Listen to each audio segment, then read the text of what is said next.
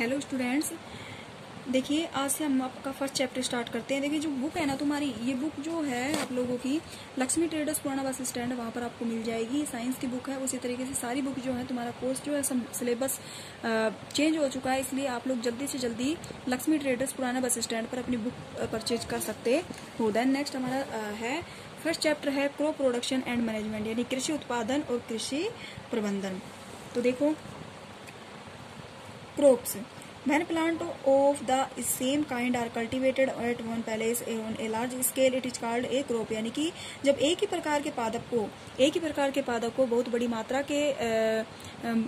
बड़ी मात्रा में एक बड़े क्षेत्र में वो उगाया जाता है, तो हम उसे फसल कहते हैं। यानी कि एक तो इसमें 2 पॉइंट निकल के आ रहे हैं। एक तो जो स्थान है वो बड़ा होना चाहिए, दूसरा उस स्थान के अंदर केवल एक ही प्रकार का पादप होना चाहिए, तो उसे हम क्या कहते हैं?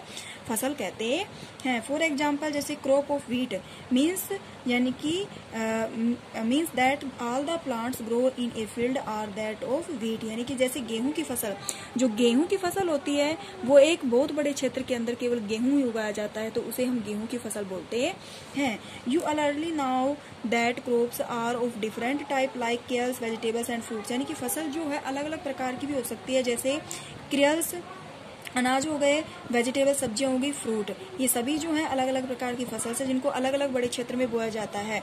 This can be classify on the basic off season in which the grow. यानी कि इनको हम इनके सीजन के आधार पर इनका वर्गीकरण कर सकते हैं। यानी कि किस किस मौसम में कौन सी फसल उगाई जाती है, इसके आधार पर फसल का वर्गीकरण करते हैं। India is a vast country.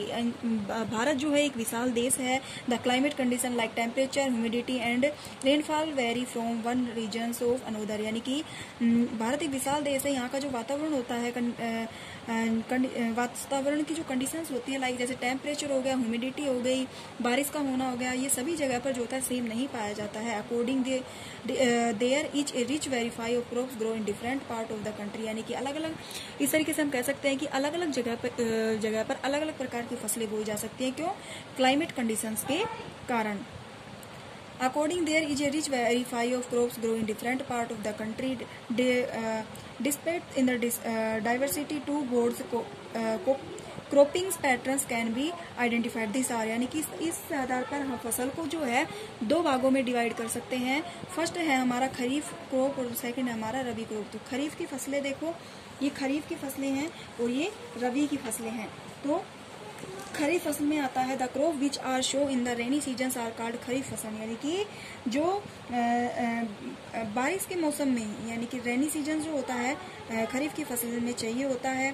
खरीफ के रेनी सीजन के अंदर खरीफ की फसल को बोया जाता है। ऐसे मौसम के अंदर